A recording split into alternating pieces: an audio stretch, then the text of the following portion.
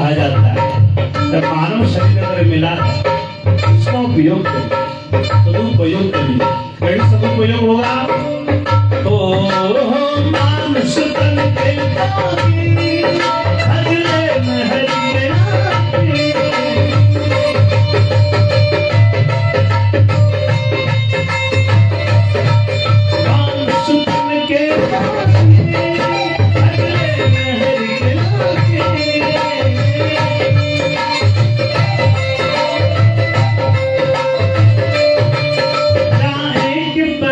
तो है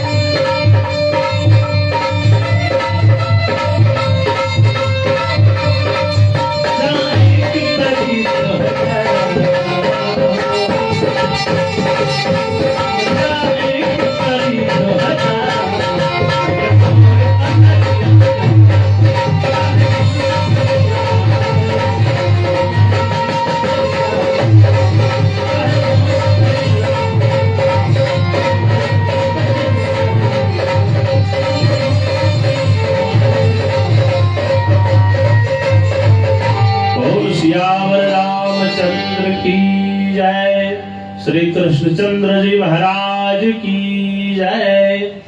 सज्जनों, शौनक महर्षि प्रश्न करते हैं क्या कि अज्ञान भ्रांत विध्वंस कोटि सूर्य सम प्रभ सूताख्याहि कथा सारम मम करण रसम।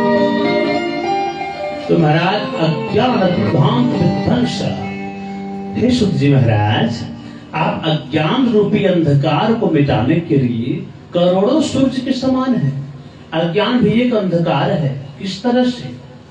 जब तक अज्ञानता आपके पास रहेगी ज्ञान की प्राप्ति नहीं हो सकती। किस तरह महाराज? जिस तरह से किसी कमरे में आप गए, घनघोर अंधेरा है, घनघोर, और एक वस्तु है, एक सामान है जो उसी कमरे में रखी हुई है। आप ढूंढते रहिए आधा घंटा, आपको नहीं मिलेगा। लेकिन जैसे प्रकाश आया, आपको एक क्षण में प्राप्त हो गया। उसी तरह आपके मन में अज्ञान रूपी अंधकार इतना भरा हुआ है, आपको ज्ञान दिखाई नहीं पड़ रहा है। जैसे किसी गुरु के साथ अटैचमेंट होता है, आप जाते हैं, आशीर्वाद लेते हैं, ज्ञान देते हैं, तुरंत आपको बोध हो जाता है। पहले भी आप थे, पहले भी ज्ञान आपके अंदर था, लेकिन मिला कभी नहीं।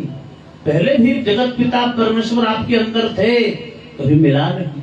पहले भी आनंद था आपके अंदर, कभी मिला नहीं। जैसे गुरु के पास गए, ज्ञान की प्राप्ति हुई, आप बदल गए, आप वैष्णव हो गए। वही आप थे जो पहले शराब पीते थे, मांस मदिरा दुनिया जहान सब करते। और कौन सा ऐसा वो दर्शन करवा दिए महाराज गुरु, तो आप परिवर्तन हो गए। आपके अंदर आपको बोध हो गया कि मैं कौन हूं और मेरे अंदर कौन है। वो वस्तु आपको मिल गई। गुरु के ज्ञान रूपी ज्योति के कारण, प्रकाश के कारण आपको भगवान का बोध हो गया। तो ऐसे गुरु होते हैं महाराज। अज्ञान भ्रांत विध्वंस कोटि सूर्य समप्रभ सूताख्याहि कथा सारम मम कर्ण रसायनम। जो किताब, जो जन्म से महाराज नहीं पढ़ते हैं, गुरु के पास नहीं जाते हैं महाराज, उसके सामने एक रख दीजिए किताब। ऐसे होते हैं कुछ लोग अभी भी हैं, भगवान की कृपा से समय नहीं दे पाए, तो उसके सामने आप पुस्तक रख दीजिए। जीवन में कभी गुरु संगति नहीं किया है, अब वो कहेगा हम पढ़ नहीं पा रहे हैं। क्यों भाई? ये हमको समझ नहीं आ रहा है, ये क्या है? दिखाई नहीं पड़ रहा है, दिखाई पड़ रहा है, लेकिन उसको अक्षर का बोध नहीं है, क्योंकि वो अज्ञान रूपी अंधकार से कारण वो ज्ञान की ज्योति ढकी हुई है। उस समय भी अगर वो गुरु की संगति कर ले तो पढ़ना सीख जाएगा, देखेगा और पढ़ना शुरू कर देगा। लेकिन वो पर्दा है, अज्ञान रूपी पर्दे के कारण उसको समझ नहीं आ रहा है। ये बात है, हम लोग संसार को समझ नहीं पा रहे, अपने आप को जान नहीं पा रहे। 2 मिनट में सुसाइड, 2 मिनट में कूद जाना, भाग जाना, अपने जान को कीमत नहीं देना। क्यों? क्योंकि जीवन में संगति नहीं किया, सत्संगति नहीं किया, शास्त्रों को श्रवण नहीं किया। कथा सुनने कोई बुलाता तो मना कर देते। तो भुगतो, आज के समय बड़े बड़े साइंटिस्ट और IAS SDM सब चिंता से डूबे हुए हैं। तो हर किसी को इतना ज्ञान नहीं कि जीवन का मोह क्या है, जीवन का मतलब क्या है। बोल वृंदावन बिहारी लाल की जय। कोई शौनक महर्षि कह रहे प्रभु श्रोताख्या ही कथा सारम, कथा का सार करिए महाराज, कथा नहीं करिए। क्योंकि कथा 1000 वर्ष तक चलती है। पहले का कथा 1 वर्ष में नहीं, 1000 सम्मासत, 1000 वर्ष का सत्र चलता था कथा कंटिन्यूसली। महाराज कलयुग के प्राणियों के पास समय नहीं रहेगा, एक दिन का समय निकालना मुश्किल है, बड़ा व्यस्तता वाली जीवन शैली हो जाएगी। तो सार कहिए, मुख्य मुख्य जो चीज है प्रभु। और तब जाकर के महाराज 7 दिनों की कथा की पद्धति नारद जी से लगी है प्रभु। तो ये बात है, काल व्याल मुख ग्रास त्रास निर्णास हितवे श्रोताख्याहि कथा सारम अज्ञान अध्वांत विध्वंस कोटि सूर्य समप्रभा श्रोताख्याहि कथा सार मम कर्ण रसायनम। हे सूत जी महाराज, को ऐसी कथा करिए तो कानों के द्वारा जाकर रसायन का काम करे, अमृत दवा का काम करे। ऐसी दवा हो, ऐसी कथा हो जो अंदर जाकर सारे जितने प्रकार के दोष है सबको मिटा दे। बोल सूत जी महाराज की जय। महाराज फिर क्या आगे कहते हैं महाराज, श्रीमद्भागवते महामुनि कृते किंबा परीश्वरः सत्यो हृदवरुद्धतित्र कृतिभिः शुश्रूभिस्ततक्षणात्। महाराज धर्मः पृच्छति कैतवोऽत्र परमो निर्मत्सराणां शतां वैद्यमवास्तवमत्र वस्तु शिवदं तापत्रयो नमोलनम्। प्रभु धर्म क्या है? वो कई प्रकार के होते, सामाजिक धर्म, लौकिक धर्म, लेकिन परम धर्म क्या है? कृष्ण कथा, गोविंद कथा। धर्म पृच्छति कैतवोऽत्र परमो। और कथा क्या करती है प्रभु? कथा से क्या होती है? कथा हमारे हृदय को निर्मत्सर करती है। निर्मत्सराणाम शताम। आनी महाराज, मत्सर और मच्छर में थोड़ा अंतर है। मच्छर बाहर से काटता है और मत्सर अंदर से काटता है। बाहर का मच्छर काटता है तो हम लोग मच्छरदानी लगा लेते हैं, चैन से सोते हैं, गुड नाइट जला लेते हैं। अंदर का मच्छर काम, क्रोध, लोभ, मोह, अहंकार, ये अंदर का मच्छर है। और ये जब काटता है तो कोई दवाई इसका आज तक नहीं बना है भगवान की कथा के सिवा। मत्तः अग्रे सरति इति मत्सरः परोत्कर्षम असहनीयम। कैसे जानेगा कि आपका अंदर का मच्छर जिंदा है और ताकतवर है? जब दूसरों का उत्कर्ष आपको सहन नहीं होने लगे, दूसरों का सुख आपको जब सहन नहीं होने लगे, तो समझिए मेरे अंदर का मच्छर जिंदा है, वो अभी तक शांत नहीं हुआ है। मत्तः अग्रे सरति इति मत्सरः निर्मत्सराणां शताम्। कथा से क्या होती है? आपका हृदय निर्मत्सर हो जाता है, सारे मच्छर शांत हो जाते हैं, काम, क्रोध, लोभ, मोह, अहंकार शांत होने लगता है, तो आपको चैन मिलता है। थोड़ा सा मुझे बोल दिया, मुझे एक बात, एक गाली दे दिया, कैसे दे सकता है वो? उसको मैं छोड़ूंगा नहीं। महाराज, काम, क्रोध, लोभ का गुलाम नहीं बनिए, इसको अपना दास बनाइए। आप स्वामी इंद्रियों का, जगत आप जगदीश के अंश हैं, उसके गुलाम कैसे हो सकते हैं? यही संत लोगों का पहचान है। संतों को गुस्सा नहीं आता है। कोई बढ़िया बात कहा उसमें ज्यादा खुश भी नहीं होंगे, और कोई अगर दो खराब बात भी कह दिया उसमें दुखी नहीं होंगे, दोनों में बराबर। तो ऐसी समता वाली स्थिति हो जाएगी, तभी जानिए आपका कल्याण होने वाला है। तो कथा से क्या होता है? निर्मत्सराणाम सताम वेद्यम। और कथा से क्या प्राप्त होता है? वेद्यम, वास्तव वस्तु वेद्यम। वास्तव वस्तु क्या है? वास्तवो जीव, वास्तवी माया, वास्तव जगत। जीव जगत माया की ज्ञान प्राप्त होती है। ये तीनों कौन है? ये संसार क्या है? ये जीवात्मा कौन है? ये जगदीश कौन है? इसका जो ज्ञान कराए वही भागवत कथा है। और कथा क्या करती है? बोले शिवदम, शिवदम शिवम कल्याणम ददाति शिवदम। कथा कल्याण करती है, कल्याण के मार्ग को प्रशस्त करती है। और कथा क्या करती है? बोले तापत्रयोन मूलनम। 3 प्रकार के ताप होते हैं, उसका कथा उन्मूलन करती है। उन्मूलन क्या है महाराज?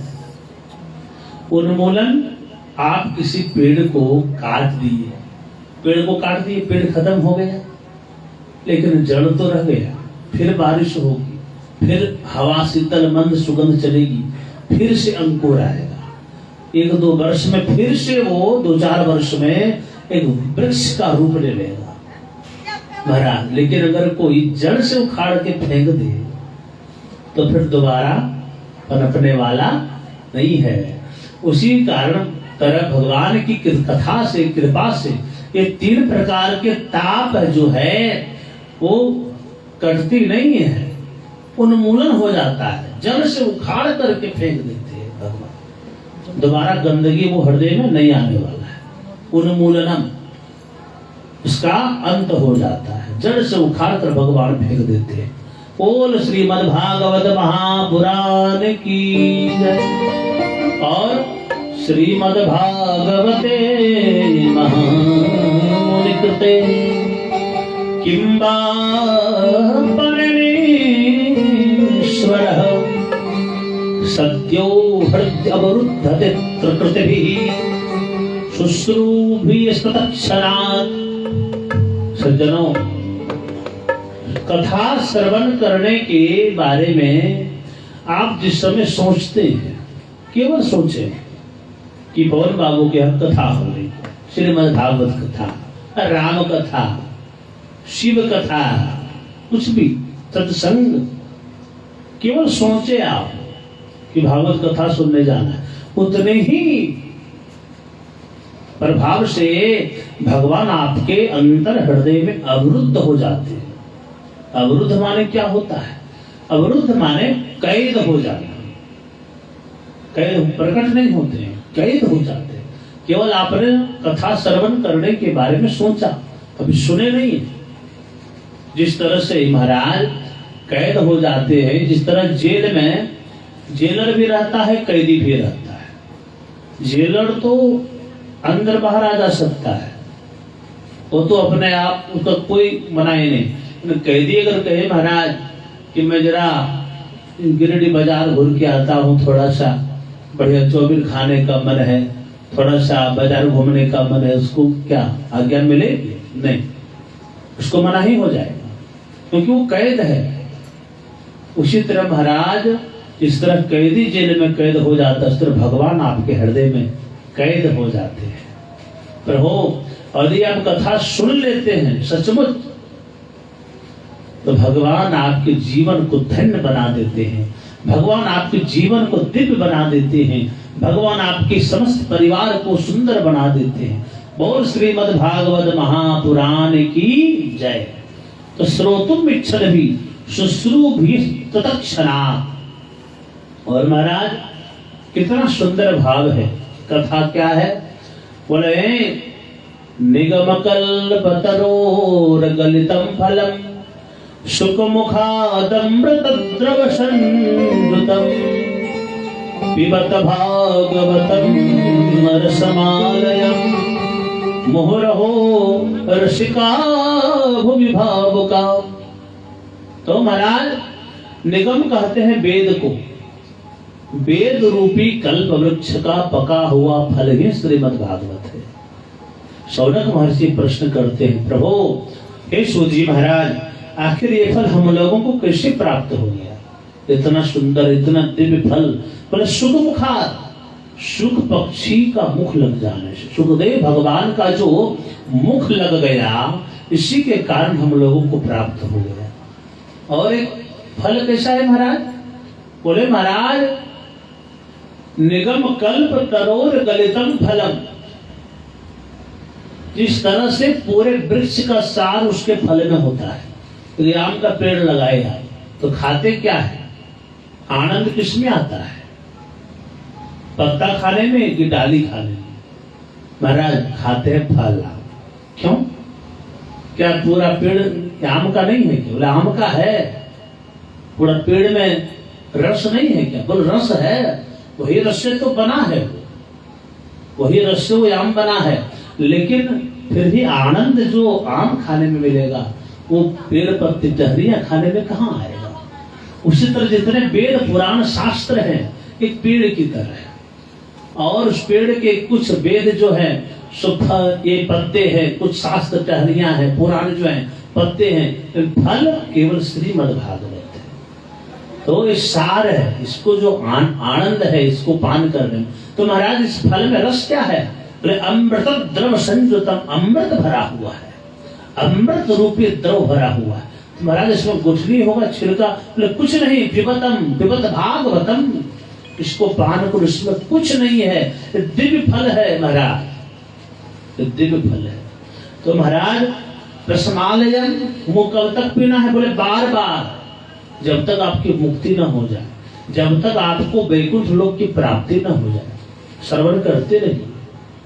और श्रीमद् भागवत महापुराण की जय। तो ऐसी यह कथा है, बड़ा दिव्य है, और यह कथा आनंद स्वरूप है। आनंद से आप श्रवण करिएगा ना, जीवन धन्य हो जाता है। अब कथा आती है, महाराज सूत जी महाराज कह रहे हैं कि एकदा ही विशालायाम चत्वारः ऋषयो मलाः सत्संगार्थं समायाता दद्रशुस्तत्र नारदम्। महाराज सूत जी महाराज कथा श्रवण करवा रहे हैं। एकदा ही विशालाया, एक बार विशालापुरी में, विशालापुरी किसे कहते हैं? विशालापुरी बद्रीनाथ को कहते हैं। क्यों कहते हैं महाराज? यहाँ पर बद्रीनाथ नहीं आया, एकदा ही विशालायाम, क्योंकि विशाल नाम के राजा थे और अन्य राजाओं ने उस विशाल नाम के राजा का जितना धन संपदा सेना था सब हरण कर लिया। राजा दुखी हो गया और आ गया कहाँ? बद्रीनाथ क्षेत्र में, और तपस्या करने लगे भगवान की। भगवान प्रसन्न हो गए, उनको दर्शन दिए। भगवान बोले वरम प्रियात, वर मांगो। विशाल नाम के राजा जो राजपाट का भोग था बोला प्रभु हमको अब जो छीना है वही राजपाट लौटा दीजिए, और मुझे कुछ नहीं चाहिए। जितने सेनाओं को, धन संपदा को, कोष धन को, मेरे राज्य में जितना धन था सबको लौटा दीजिए प्रभु। बोले भाई साहब कुछ और मांगो, ये तो सांसारिक चीज है, ये तो सांसारिक वस्तुएं हैं, बढ़िया कुछ मांगो। नहीं महाराज मुझे बस सही चाहिए। तो जाओ, मेरे तरफ से तपस्या तूने बहुत कठिन किया है, आज दिन के बाद मेरे नाम के साथ तुम्हारा नाम लिया जाएगा। तो विशालापुरी, एकदा ही विशालायाम चत्वारः ऋषयो मला, उसी नाम से बद्री विशाल पड़ गया उसी दिन से। बोल बद्री विशाल की जय। सज्जनों, तो वहां पर ब्रह्मा जी के 4 बेटे भ्रमण कर रहे थे। कौन कौन? सनत, सनातन, सनंदन, सनत कुमार। इसको सनत कुमार, कुमार लगा है इनके, सनकादिक ऋषि कहते हैं इनको। कुमार क्यों लगा है महाराज? देखिए आगे हम लोग श्रवण करेंगे। ये जब भ्रमण कर रहे थे महाराज, चत्वारः ऋषियो मला, अमलात्मा, विमलात्मा, महात्मा, दिव्य महाराज, तो उसी समय सत्संगार्थम महाराज क्यों भ्रमण कर रहे थे? बोले सत्संगार्थम, सत्संग करने की इच्छा से। क्यों महाराज? और कोई जगह नहीं था महाराज? था, लेकिन सत्संग जहां शांति हो वहां करने से आनंद की प्राप्ति होती है। अब ज्यादा हो हल्ला हो रहा, वहां सत्संग क्या श्रवण करिएगा? मन जहां भटका बस काम से गए, बात समझ में नहीं आएगी। तो सत्संगार्थम समायाता तत्र सुस्तत्र नारदम, उसी समय नारद जी महाराज को देखे। नारद जी महाराज आ रहे थे उधर से, बिलासपुर से आ रहे थे। तो प्रश्न किए महाराज, कथम ब्रह्मण दीन मुखः कुतश्चिंता तुरो भवान्। महाराज कहां से आ रहे हैं? इतना उदास क्यों है? क्या बात है? क्या कारण है? नारद जी महाराज को बोले, प्रभु इतना उदास आपके पास क्या है? आपका चेहरा तो ऐसा दिखाई पड़ रहा है जैसे अचानक 2000 का नोट कागज का बंडल बन गया, जिस तरह हम लोग देख चुके हैं। अचानक महाराज अगर 500 का 1000 का नोट बंडल जब बन गया, भले भले हंसता हुआ चेहरा उदास हो गया। तो ऐसा चेहरा क्यों लग रहा है महाराज?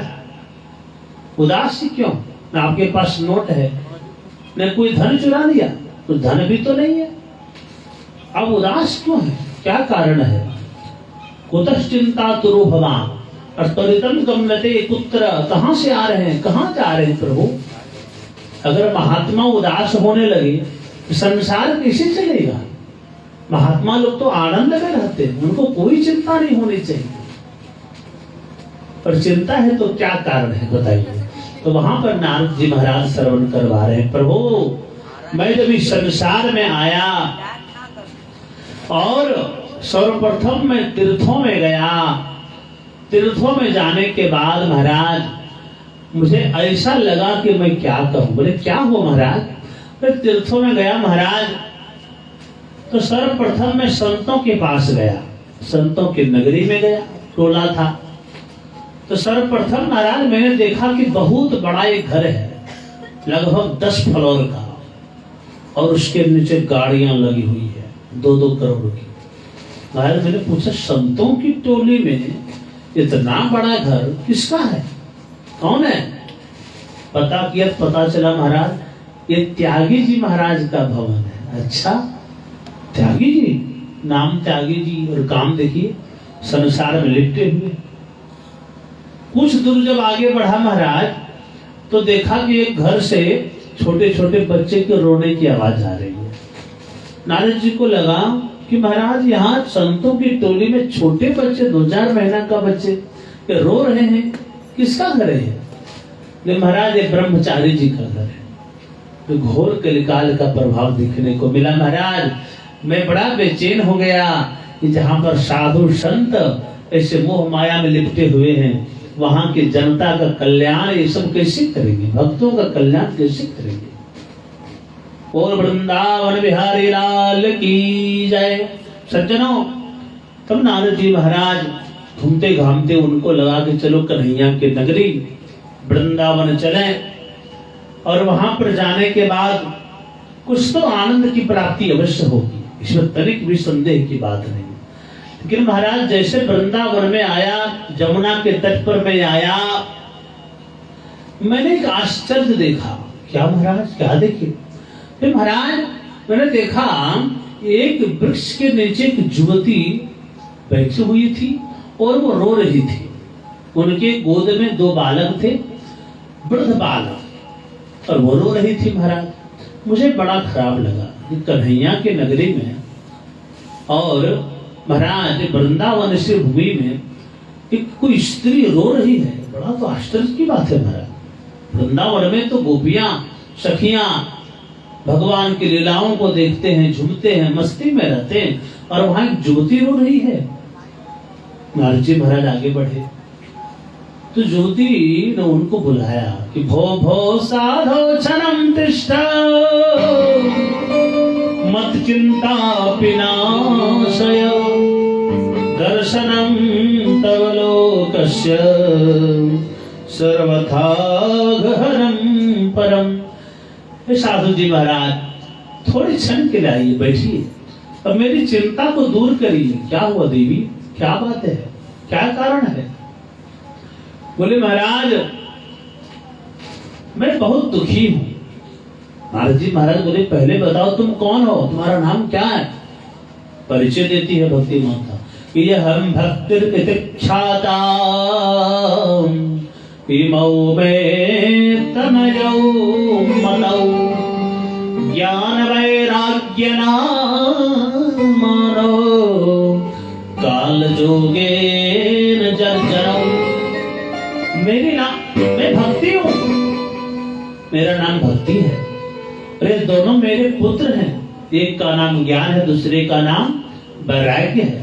अच्छा ये देवियां पीछे कौन खड़ी है? भक्ति माता और ये गंगा आदि तीर्थे जितने भी है ना, सब देवियां खड़ी है, तो रो क्यों रहे हैं आप? बोले हे नारद जी महाराज, जिनकी माता रहे ज्योति और वृद्ध हो जाए पुत्र, तो इससे बड़ा कष्ट मां के लिए क्या हो सकता है?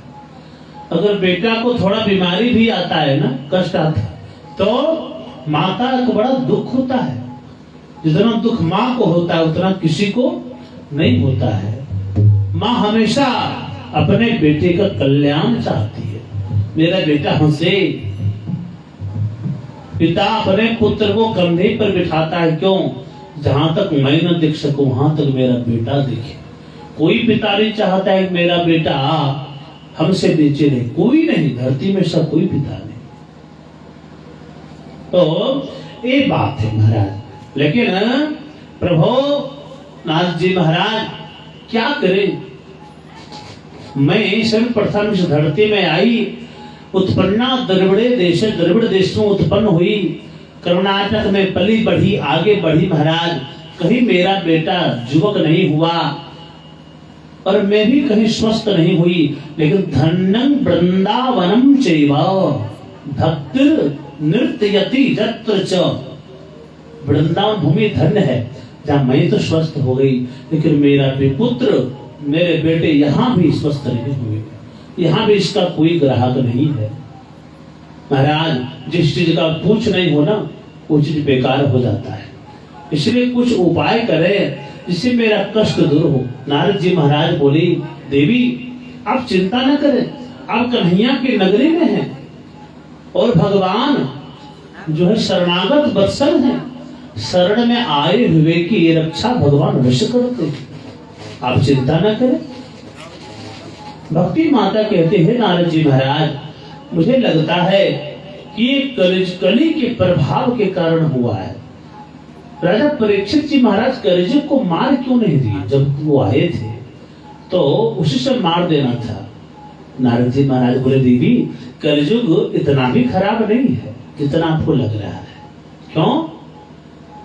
मानस पुण्य नहीं पापा, मानसिक पुण्य को लिया गया है, कि मानसिक पाप को कलिजुग में नहीं लिया गया है। मन से आप पुण्य करिए, मन से सोचिएगा। तो मन से सोचना है हम लोगों को भला कर रहे हैं, लोगों को प्रेम बांट रहे हैं, सोना चांदी बांट रहे हैं, राम राम कर रहे हैं। मन से पाप करिए, नहीं लगेगा। देवी जी कलिजुग का और भी विशेषण है क्या? ब्रजत फलम नास्ति तपसा न जोगेन न समाधिना तत्फलम लभते सम्यक कलौ केशव कीर्तनात्। जो फल सतयुग में, त्रेता में, द्वापर में लाखों वर्षों, हजारों वर्षों, सैकड़ों वर्षों में मिलता था, उतना ही फल कलियुग में केवल राम नाम से मिल जाता है। कलौ केशव कीर्तनात्। कलियुग केवल नाम आधारा सुमेरे सुमेरे नर उतरे पार।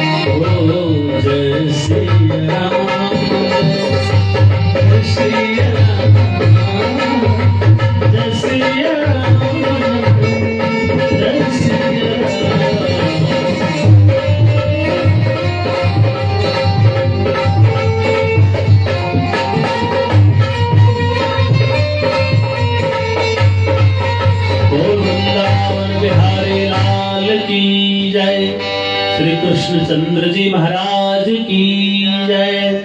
सज्जनों, तो कलयुग केवल नाम आधारा।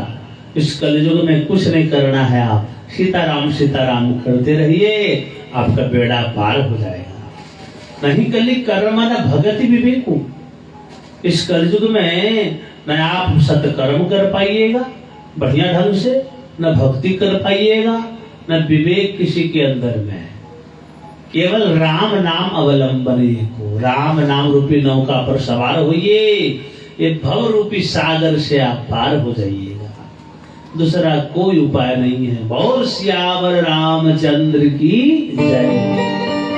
ओ दुई अक्षर के मंत्र मनोहर, दुई अक्षर के मंत्र मनोहर, जब वो शंभु भवानी राम राम रटते रहो। राम राम रटते रहो। दुई अक्षर दिए, दुई अक्षर दिए मंत्र मनोहर,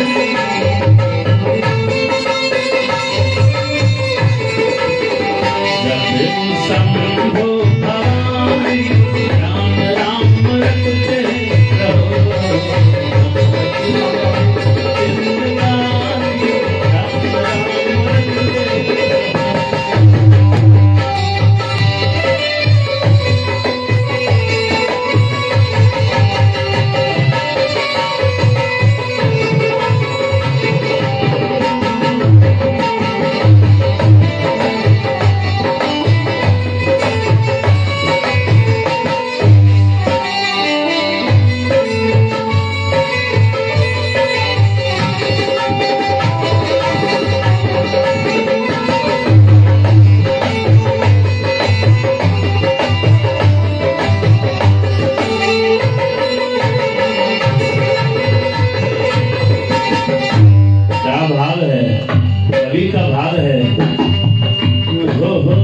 नाम जपे समय लाभ नहीं नहीं,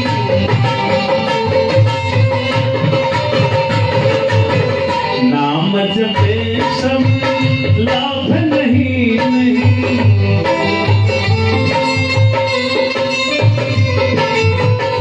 हो क्या भाव है जी।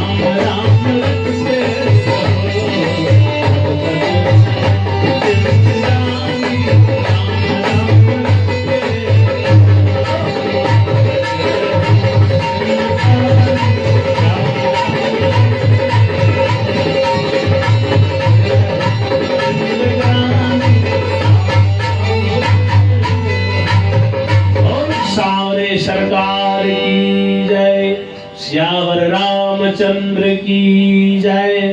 तो ऐसी कथा है, प्रभु की कृपा हो जाए तो कुछ भी असंभव नहीं। महाराज वहां पर नारद जी महाराज कहते हैं, देवी आप चिंता न करें, भगवान दयालु हैं, वो अवश्य दया करेंगे। भक्ति माता कहती है, हे नारद जी महाराज, आप ही के द्वारा दिया गया मंत्र था ना, जिसके कारण ध्रुव जी प्रहलाद जी को भगवत प्राप्ति हो गई। तो आपका मंत्र भी दिव्य है महाराज, और साधु संतों का दर्शन भी हो जाए ना, तो जीवन से दुखों का अंत हो जाता है। जीवन से दुखों का अंत वहीं से आरंभ हो जाता है, जिस समय आप लोग संतों के चरणों में जाते हैं, शीश नवाते हैं। तो महाराज मुझे प्रसन्नता इस बात की है कि आपके द्वारा अवश्य मेरे दुखों का अंत हो जाएगा। मुझे विश्वास है, मुझे अटूट विश्वास है प्रभु, इसलिए आप दया करें। नारद जी महाराज प्रयास किए, ज्ञान वैराग्य के कानों में मंत्र बोले, वेदों के मंत्र सुनाए, वेदांतों के मंत्र सुनाए। वेद वेदांत घोषिश्च गीता पाठैर मुहुर्मुहु, बार बार गीता पाठ भी श्रवण करवाए। लेकिन महाराज जब तक पाठ श्रवण करवाते थोड़ा सा अंतर पड़ता, स्वस्थ हो जाता, थोड़ा सा स्वस्थ होता, चेतना आती, पुनः बेहोश हो जाता। महाराज बड़े दुखी हो गए नारद जी कि आज तक मुझसे ऐसा कभी नहीं हुआ। और देखिए सज्जनों, संत हृदय नवनीत समाना, कोई संत आपके दुखों का अंत न कर दे फिर वो संत कैसा। आप अगर उनके चरणों में गए तो उनका प्रभाव, उनकी कृपा है, भगवान की कृपा है उनके ऊपर, आपके दुखों का अंत करेंगे। नारद जी भगवान उस समय आकाशवाणी हुई, हे नारद जी, यदि आप ज्ञान वैराग्य के दुखों को दूर करना चाहते हैं, आप भक्ति महारानी को स्वस्थ करना चाहते हैं, हंसाना चाहते हैं, तो आपको सत्कर्म करना होगा। नारद जी पूछे, महाराज ये सत्कर्म क्या है, कहाँ होगा? आकाशवाणी बंद हो गई। अब उनकी समझ में नहीं आया, महाराज इतनी देर से जो मैं सुना रहा हूँ क्या सत्कर्म नहीं है क्या? वेदों के मंत्र सुनाए, वेदांतों के मंत्र सुनाए, गीता पाठ सुनाए, फिर भी कोई फल नहीं मिला। बड़े दुखी हो गए नारद जी महाराज। अब चल दी बद्रीनाथ की तपस्या करूंगा, भगवान को प्रसन्न करूंगा और भगवान से वरदान में मांगूंगा कि भगवान सत्कर्म का माने क्या है बताइए, कैसे ज्ञान वैराग्य का बुढ़ापा में दूर करूं। इसलिए प्रभु जी मैं बद्रीनाथ आया, एक मेरा अहो भाग्य कि आप लोगों से मेरी भेंट हो गई। और आप लोग प्रभु 5 वर्ष के हैं, सनकादिक ऋषि कितने वर्ष के? 5 वर्ष के, इसलिए उनको कुमार कहा जाता है। सनक कुमार, सनातन कुमार, सनंदन कुमार। तो सनक, सनातन, सनंदन, सनंद कुमार, इसको कुमार किसे कहते हैं? पंचहायन संयुक्त, तो 5 वर्ष के, लेकिन करोड़ों साल के हैं। माने दिखने में 5 वर्ष के, लेकिन है करोड़ों, अग्रजों के भी अग्रज है। क्यों महाराज? तपस्या के बल पर हमेशा सत्संग करते रहते हैं, तपस्या करते रहते हैं, जिसके प्रभाव से उनमें दिव्यता आ गई प्रभु की कृपा से। तो महाराज अब मुझे लग रहा है कि मेरी जो मन में प्रश्न था इसका उत्तर मुझे बिना तपस्या के मिल जाएगा। अब महाराज सत्कर्म क्या है इसका माने आप समझाइए। सनकादिक ऋषि बोले, हे नारद जी महाराज, सत्कर्म सूचको नूनम ज्ञान जगत स्मृति बुद्धि श्रीमद् भागवता लापा। श्रीमद् भागवत कथा ज्ञान यज्ञ, इसी को तो महाराज सत्कर्म कहते हैं, और क्या।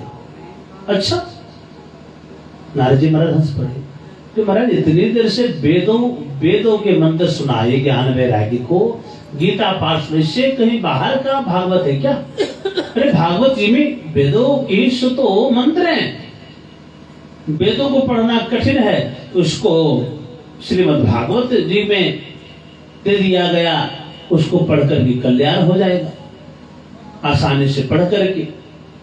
महाराज तो ऐसी क्या बात है? बोले प्रभु, एक वृक्ष का सार जिस तरह उसके फल में होता है, उसी तरह समस्त वेदों निगम कल्प तरोर गलितम फलम सुख मुखादम मृतुद्रव संयुतम पिबत भागवतम रसनालयम मुहुरहो रसिका भोई भाव का। प्रभु जिस तरह से प्रभु सब पूरा ईख ही रसमय है, लेकिन जितना आनंद उसके रस में आता है उतना ईख तो खाने में नहीं आता है।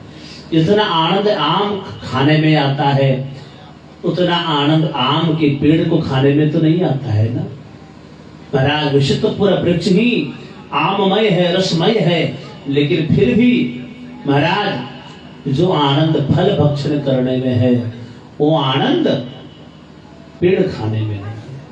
बात समझ में आ गई नारद जी महाराज? अब महाराज ठीक है प्रभु, बात समझ में आ गई, लेकिन मेरी इच्छा है यह कथा आपकी ही श्री मुखार बिंद से हो जाए तो बड़ा सुंदर हो जाता। बोले महाराज ठीक है, कथा तो हम लोगों का जीवन है, कथा करने के हम लोग तो शौक रखते हैं, यही हम लोगों का जीवन है, यही प्राण है। महाराज भक्ति महारानी कहाँ है? भक्ति महारानी तो जमुना तट पे है, वृंदावन में। अच्छा, और हम लोग यहाँ बद्रीनाथ में, तो महाराज की कथा कहाँ होगी? नारद जी महाराज प्रश्न किए। सनक आदि ऋषि बोले महाराज कथा भक्ति माता को कहिए थोड़ा आगे बढ़ेगी और हम लोग भी थोड़ा बद्रीनाथ से आगे बढ़ेंगे। बिल्कुल बीच में जो जगह है उसका नाम क्या है? हरिद्वार। कथा होगी हरिद्वार में, गंगा किनारे, क्योंकि आनंद नामक तट है, वहां एक विशाल वट वृक्ष है महाराज। उसी वट वृक्ष के नीचे हम लोग कथा श्रवण करेंगे प्रेम से, श्रद्धा से। वहां पर कोई चादर बिछाने का नहीं है। अच्छा, वट वृक्ष का महिमा है, शीत काले भवेत उष्णम, शीत काले भवेत उष्णम, उष्ण काले तो शीतला। माने वट वृक्ष बहुत ज्यादा फैलता है, बरगद का पेड़, और उसमें ऑटोमेटिक एसी लगा है। ठंडी के दिनों में गर्मी देगा और गर्मी के दिनों में ठंडा देगा, ऑटोमेटिक उस वृक्ष में वो है। इसलिए बरगद के पेड़ के नीचे, वट वृक्ष के नीचे हम लोग कथा श्रवण करेंगे। बोल वृंदावन बिहारी लाल की जय। तो महाराज तो ऐसे वट वृक्ष के नीचे बालू की मोटी चंद्रगंगा जी की कृपा है, और बालू की में जो बालू का कर रहते हैं, बड़ा सुंदर बैठकर कथा श्रवण करेंगे। ठीक है महाराज, निमंत्रण भेजिए। भक्ति महारानी भेजा गया। अच्छा, द्वार में ही कथा, हरि के द्वार में। देखिए, अगर आप प्रकाश दरवाजे के बाहर रखिएगा रोशनी, तो बाहर उजाला होगा महाराज, और यदि भीतर प्रकाश रखिएगा तो भीतर उजाला होगा। लेकिन अगर बीच में रखिएगा तो बाहर भी और भीतर भी। तो महाराज इसलिए कहा जाता है कि हम लोग अपने जीह दे हरिद्वार, अगर जिह्वा पर अगर भगवान ये दरवाजा है, इस पर अगर भगवान का नाम जपेंगे तो बाहर के भी संसार में कल्याण होगा और अंतःपुर में भी कल्याण होगा, अंतर हृदय में भी भगवान की कृपा बरसेगी। बोल वृंदावन बिहारी लाल की जय। सज्जनों, ऐसी बात है, प्रभु कृपा है।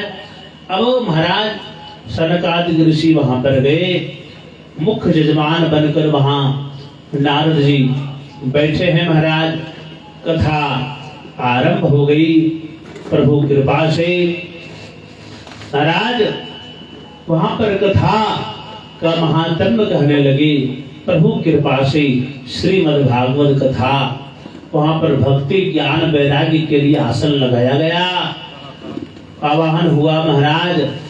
तो भागवत महात्म्य की गान करने लगी। देखिए, कोई भी कथा के पहले महात्म्य की कथा होती है, कोई भी कथा आप करवाइए तो पहले महात्म्य की कथा क्यों होती है?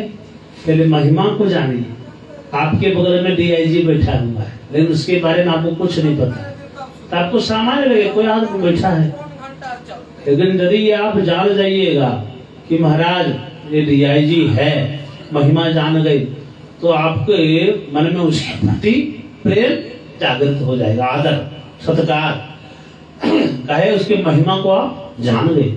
उसी तरह भागवत कथा के पहले महात्म्य की कथा होती है। इसे समझिए आप कि भागवत है ही क्या। इससे इसको श्रवण करके कैसे कैसे पापी तरते हैं, कैसे कैसे लोगों को वैकुंठ लोक की प्राप्ति होती है। बोल वृंदावन बिहारी लाल की जय। तेरी मर्जी का मैं हूँ गुलाम, और तेरी मर्जी का मैं हूँ गुलाम, मेरे अलवेले राम,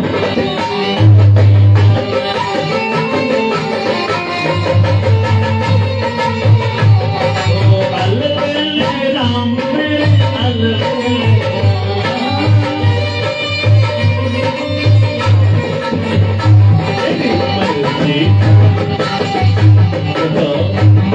तेरी मर्जी का मैं हूँ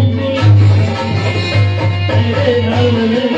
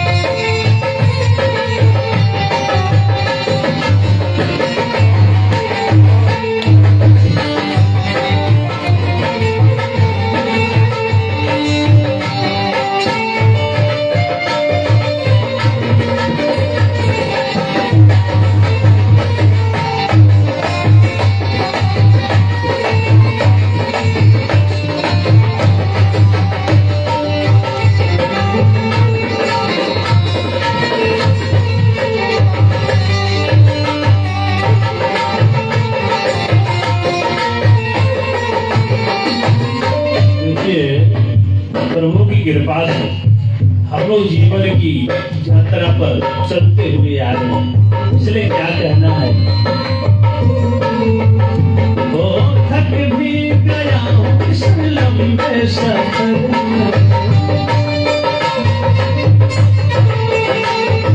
थक भी गया इस लंबे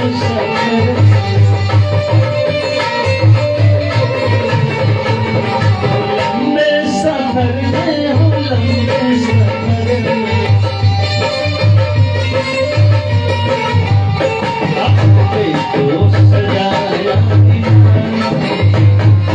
अलवेले राम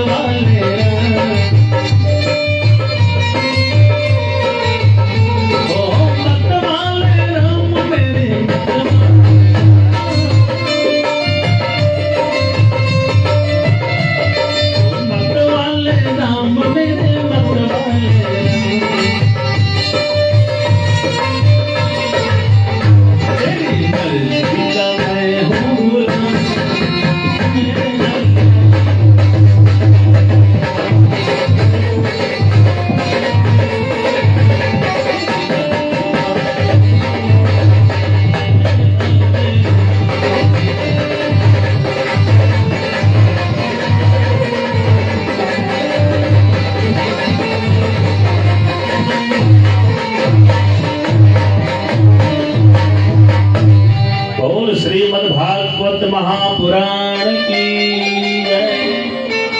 भागवत महात्म्य का गान किए है महाराज। श्रीमद् भागवत कथा नारद जी महाराज तो उनके महात्म्य के बारे में पूछे, प्रभु ये कथा कैसी है और कैसे इस संसार में हम लोगों को प्राप्त होगी। सज्जनों, इसी कथा को जब सुखदेव जी महाराज राजा परीक्षित को श्रवण करवा रहे थे कथा, उस समय भी देवता लोग अमृत के कलश को लेकर के आए थे।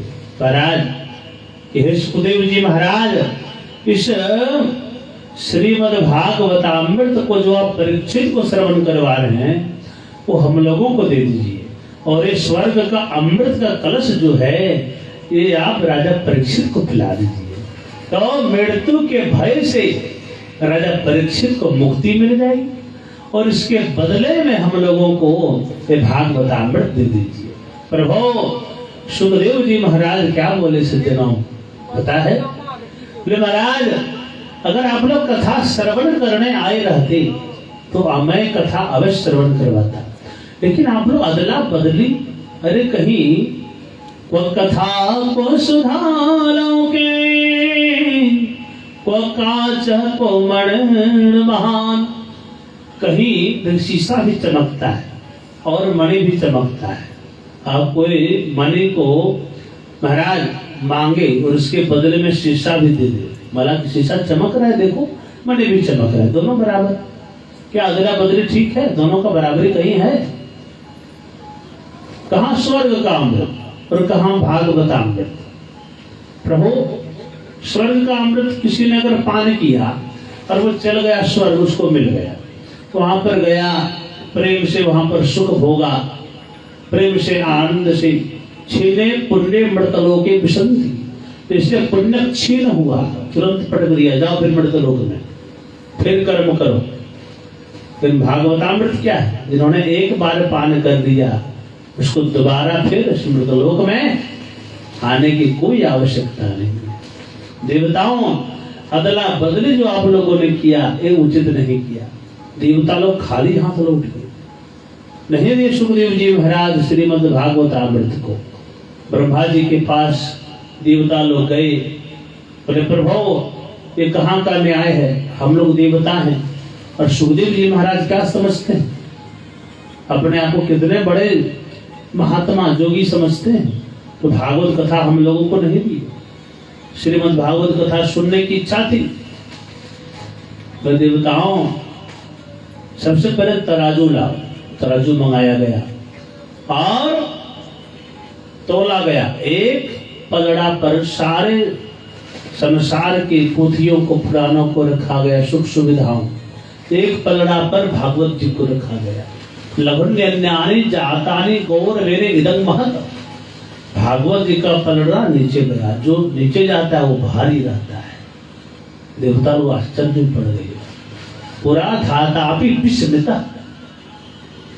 देवताओं देखो ये भागवत कथा क्या है, इसका जोड़ा में कुछ नहीं है, कैसे देते सुखदेव जी महाराज आप लोग? इसलिए बेचने की चीज नहीं है भागवत कथा। लोग समझते हैं कि 1 लाख 2 लाख दे दिए खरीद लीजिए, भागवत कथा को इसी बात नहीं है। वो आप मेहनत ताना, कथा को तो संसार में कोई खरीद नहीं सकता, कथा तो स्वयं में का अमूल्य चीज है, उसका कोई मूल्य नहीं महाराज। लेकिन प्रभु की कृपा से हम लोगों को श्रवण करने अगर अवसर मिल गया तो कम बड़ी बात नहीं है। बोल श्रीमद् भागवत महापुराण की जय। तो ऐसी श्रीमद् भागवत कथा हम लोग श्रवण कर रहे हैं। प्रभु वहां पर महिमा का गान किए। सनकादिक ऋषि जिस घर में श्रीमद् भागवत महापुराण हो उस घर में कभी अकाल मृत्यु नहीं आती। क्यों? यदि उस घर में भागवत जी का पूजा करे तो। अब भागवत जी रखे हुए हैं आप, तो डेली जो है मद्यपान कर रहे हैं, मांस खा रहे हैं।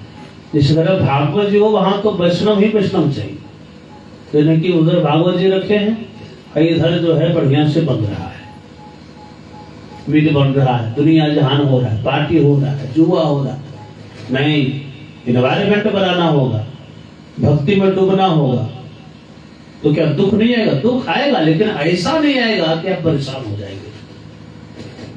भागवत जी कृपा है।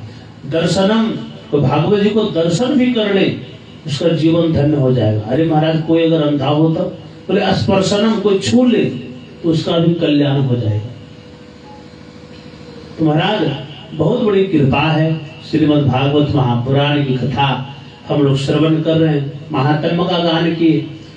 अब नारद जी महाराज प्रश्न किए, महाराज कि श्रीमद् भागवत कथा श्रवण करने से केवल पुण्यात्मा ही तरते हैं कि कोई पापी भी तरता है? तो वहां पर सनकादिक महर्षि कहते हैं क्या? बोले जे मानवा पाप कीर्तस्तु सर्वदा सदा दुराचार रता विमार्गगा क्रोधाग्नि दग्धा कुटिलाश्च कामिना सप्ताह यज्ञेन कलो पुनन्दिते। महाराज, जो मानव जीवन भर पाप कर्म किया, पाप क्या है हम तो पहले श्रवण कर चुके हैं। जिस कर्म को करने में घबराहट हो, कोई देख न ले, कोई चोरी कर रहा है, कोई मार रहा है, मर्डर कर रहा है, कोई देख न ले, जहां भय लगे, जहां लगे कि मुझे कोई देख न ले, अंदर आत्मा गवा देती है। ऐसा सारा कर्म पापमय हो जाता है, ऐसा पाप है। तो जिन्होंने माता पिता को बोला, डांटा या फिर मारा, ये सब महापाप है। गौ हत्या, बाल हत्या, स्त्री हत्या जिन्होंने जीवन भर किया, सदा दुराचार किया, दुराचरण किया, जो क्रोध रूपी अग्नि में जलता रहा। बहुत सारे लोग होते हैं तुरंत क्रोध उसका आसमान छू जाता है। बढ़िया बातें पूछिए फिर भी क्रोध, खराब बात तो क्रोध आएगा, लेकिन बढ़िया बात आप कैसे है तुरंत कहेगा क्या मतलब तुम कैसे। तो समय ऐसा, तो ऐसे लोग दुराचरण करने वाले, क्रोध रूपी जो अग्नि में जलते ही रहा, जो कुटिल है, कामी है, छली है, प्रपंची है, जीवन भर पाप किया, पाप करते करते मर गया और मरने के बाद भयंकर प्रेत बन गया। यदि उस प्रेत के निमित्त भी श्रीमद् भागवत कथा करवा दी जाए तो उस प्रेत को प्रेत जोनि से मुक्ति मिल जाती है। इतनी पावर है श्रीमद् भागवत कथा, जीते जीते मुक्ति मिल ही जाएगी। लेकिन मरने के बाद भी कोई भयंकर प्रेत बन गया है, उसके निमित्त भी करवा दी जाए तो उसको भी प्रेत जोनि से मुक्ति अवश्य मिल जाती है। और वृंदावन बिहारी लाल की जय। कल हम लोग कथा श्रवण करेंगे धुंधकारी को प्रेत जोनि की प्राप्ति एवं उससे उद्धार। अब आइए भगवान के चरणों में हम लोग अपनी वाणी को समर्पित करते हैं। दोबारा भगवान का नाम पुनः हम लोग आरती करेंगे। राजा राम राम राम, सीता राम राम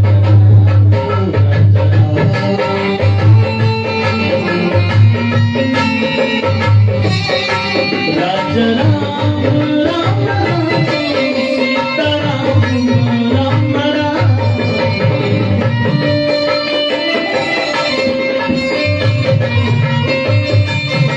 राजा राम राम राम, सीता राम राम राम।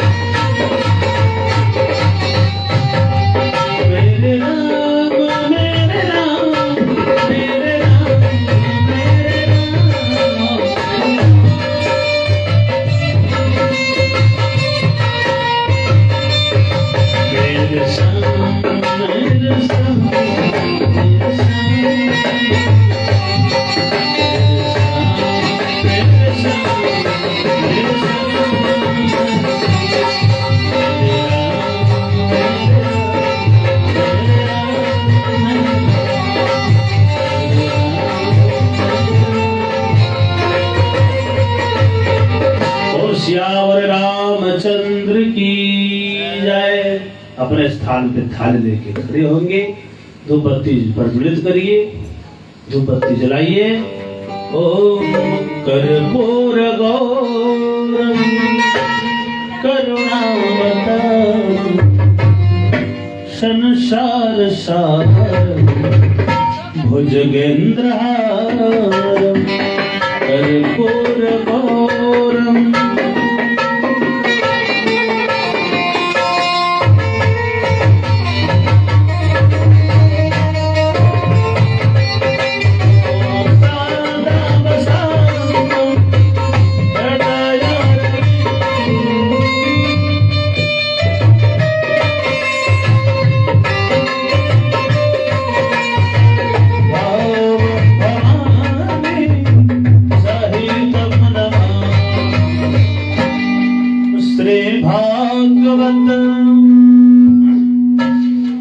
श्री भागवत भगवान की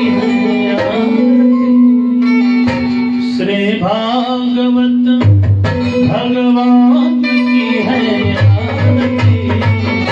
पापियों को पाप से है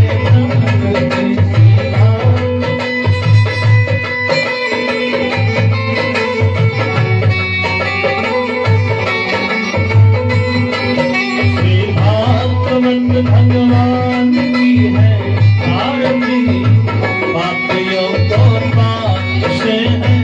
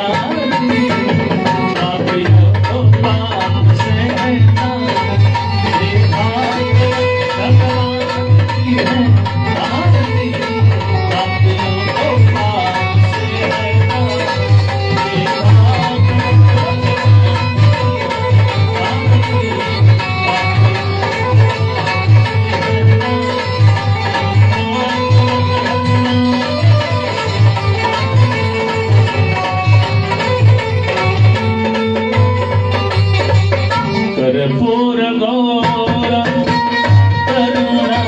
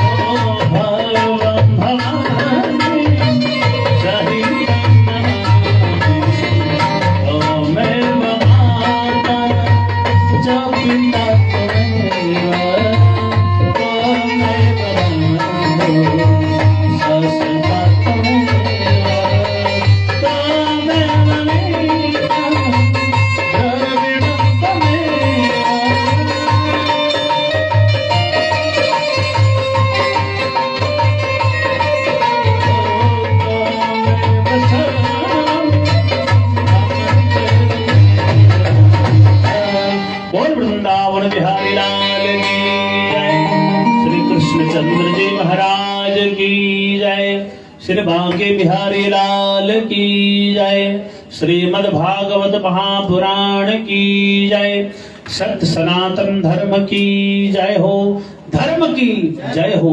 अधर्म का प्राणियों में विश्व का गौ माता की, भारत माता की, सब भक्तन की, सब संतन की, आज के आनंद की, श्रोता समाज की, अपने अपने माता पिता की, अपने अपने गुरुजनों की।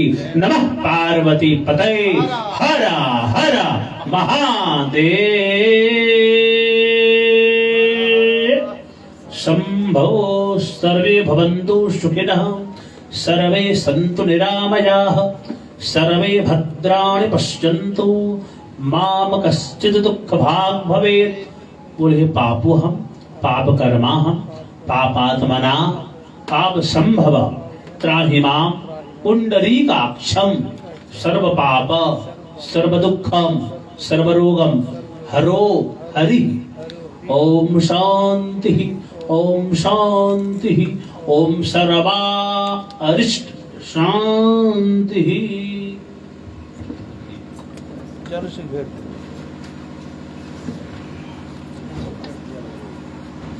चलना है,